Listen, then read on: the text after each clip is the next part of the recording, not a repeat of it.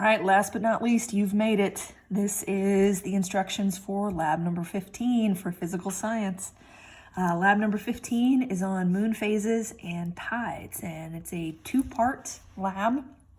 The first part has to do with moon phases. The second part has to do with Earth's tides. And I'm assuming most of you knew already that there's a relationship between the Earth's tides and moon phases. So to do part one, you're going to need a little background information to start with. So first off, part one's on moon phases. Moon revolves around the Earth once every 29 and a half days. Okay, so 29 and a half days, you want to remember that. So it takes, this is called the lunar cycle, but it takes the moon 29 and a half days to make one revolution around us. And as the moon goes around planet Earth, we see different phases or different shapes of the moon. And I'm assuming most of you have heard of these phases before. So if you're looking, again, I'm on page 89, but if you're looking at the shapes of the moon on page 89, this is called a crescent moon. So if you're looking up at the night sky and you see less than half of the moon illuminated, it's called a crescent. Now, it doesn't matter whether the left side or the right side is illuminated. That'll come into play here in a bit. But if it's less than half of the moon lit up, we call it a crescent. If it's more than half of the moon lit up, we call it a gibbous. So this word might be new to you. Gibbous, Gibbous. Gibbous means that more than half of the moon is lit up. And again, the picture it's showing you, the left-hand side is lit up, but it doesn't matter if it's left side or if it's right side. If it's more than half, we call it a gibbous moon. This is a quarter moon, so when it's exactly half of the moon, we call it a quarter. This will make more sense here in a bit once we kind of sketch this out. This is a full moon when the entire face that is showing or visible to us in the night sky. That's called a full moon. And then the last one is a new moon. So this is when the moon is, it's still there, it's just in shadow. So there's no light bouncing off. And just to be very clear about it, the light that you're seeing on any of these phases is bouncing off the surface of the Earth and then up to the moon. So this is not coming directly from the sun, it's bouncing off the Earth's surface and up to the moon. And we're gonna draw this out for this lab. So if you flip the page, so I'm on page 90 right now in the lab manual. The top, these are the 8 phases of the moon in one lunar cycle. So this entire thing, from step 1 to step 8, this is one lunar cycle. So it takes 29 and a half days to work your way through this. So we always start the lunar cycle with the new moon. And again, new moon is still there, it's just in shadow. As you work your way through the lunar cycle, each of these phases takes roughly 3 nights to work through. And then we're also introducing 2 new words here, so waxing and waning. And when the illuminated portion of the moon is growing larger each day, we say it's waxing. When it's growing smaller each day, we say it's waning. The way I remember it, waxing, I'm a child of the 80s, so Karate Kid, wax on, wax off. So waxing means it's getting bigger, waning means it's getting smaller. So new moon transitions to a waxing crescent, which then transitions to first quarter, waxing gibbous. Full moon starts to wane, we go to waning gibbous, we go to last quarter. This is also known as third quarter, depending on where you're from, but it's the same thing. So last quarter and then waning crescent. After you have waning crescent, we transition back to a new moon and the cycle starts over. Again, this whole cycle takes 29 and a half days to work your way through. To make this a little bit more obvious what's going on, we're gonna move to the next piece of this, which is where you're gonna kind of draw it out, all right? So I'm on page 91 in the lab manual, and we're gonna draw something. Now it's pretty straightforward. The one tool you need is a straight edge. Now I happen to have a ruler at my house, but any straight edge will work. So the edge of a book, just anything that you can get a straight line coming off of, okay? So to walk you through how to draw this, so again, we're still in part 1, and this is page 91 from the lab manual. So what I want you to do to start with is put a dot here and label this in the center. That is Earth, okay? So this is you and the dot, and this is planet Earth, okay? Now you are looking upwards at the moon. So this thing right here is the moon, okay? So here's you on Earth, you are here, and you are looking up at the moon in this scenario, okay? For now, ignore this blank circle. We're gonna deal with that in a bit. So here's Earth, here's where you are looking up at the moon, okay? The sun, in this scenario, the sun is actually on this side of the page. So just sketch yourself a little sun. Mine's a happy little sun. You can make it angry, you can make it whatever it is, but the reason we know the sun is over on this side of the page is because if you look at the Earth, the right side is lit up. If you look at the moon, the right side is lit up. So we know the sun has to be somewhere over here in this scenario. Now, for this diagram and for this part of the lab, we are gonna keep some things stationary. So in this scenario, we're gonna keep the sun stationary. So we're gonna keep it on the right-hand side, and we're gonna keep the Earth stationary here in the center. In the real world, this is not the case. So in the real world, the Earth obviously moves and the sun obviously moves. But to make this as simple as we can, we're gonna keep them stationary. So the only thing that's gonna move is the moon. So the Earth stays put, the sun stays put, the moon will move, okay? So the moon is going through this lunar cycle. So this is the lunar cycle. It takes 29.5 days to go for the moon to go all the way around the Earth and back to where it started, okay?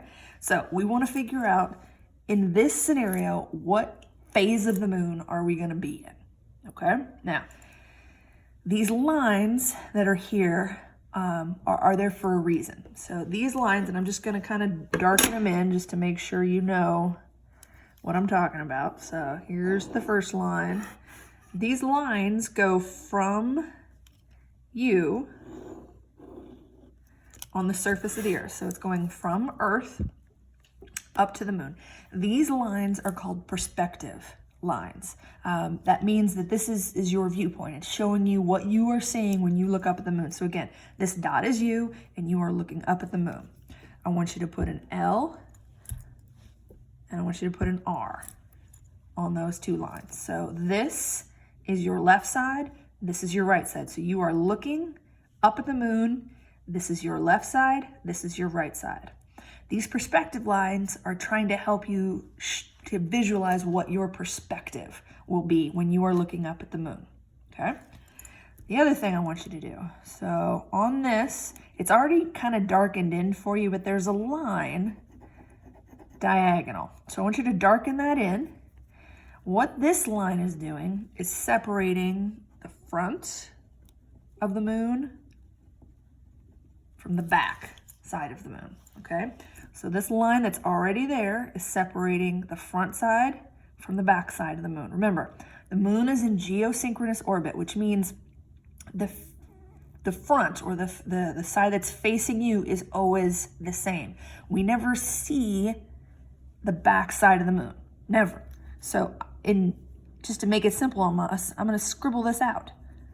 I can never see the back of the moon. So here I am on Earth. It's like I can't see the back side of somebody's head. It's not in my perspective. It's not in between these lines. So I can't see anything on the back side of the moon. That's all on the back side, so it's not there. I can't see it, okay? Now, this circle, now we're gonna deal with this circle right here. This is where we draw what we see from our perspective on Earth, okay?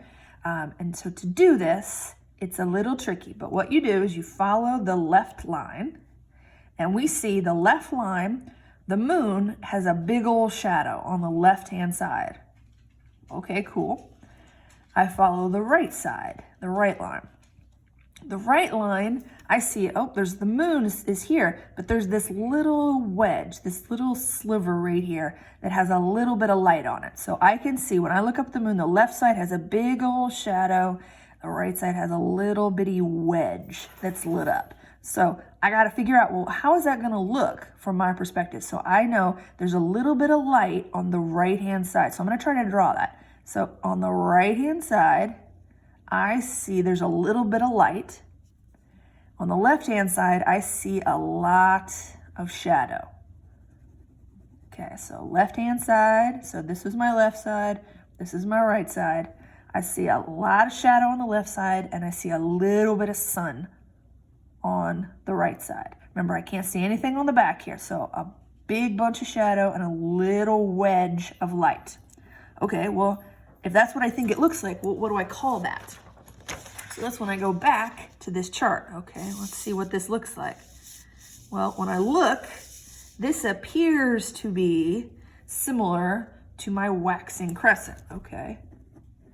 So I want to draw it and I want to label it here.